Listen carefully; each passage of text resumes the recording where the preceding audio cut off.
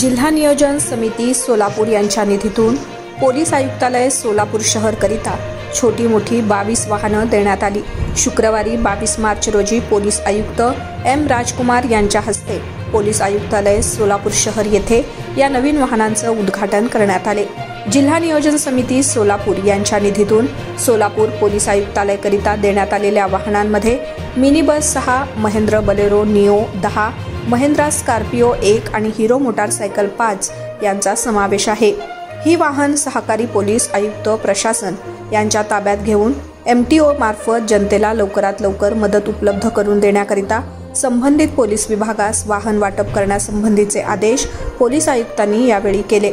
या कार्यक्रमावेळी पोलीस उपायुक्त मुख्यालय अजित बोराडे, पोलीस उपायुक्त गुन्हे विशा डॉक्टर दीपाली काळे, पोलीस उपायुक्त परिमंडळ विजय कबाडे, सहाय्यक पोलीस आयुक्त गुन्हे प्रांजली सोनवणे, सहाय्यक पोलीस आयुक्त प्रशासन नियंत्रण कक्ष उबाळे, वरिष्ठ पोलीस अधिकारी व पोलीस अंमलदार उपस्थित होते।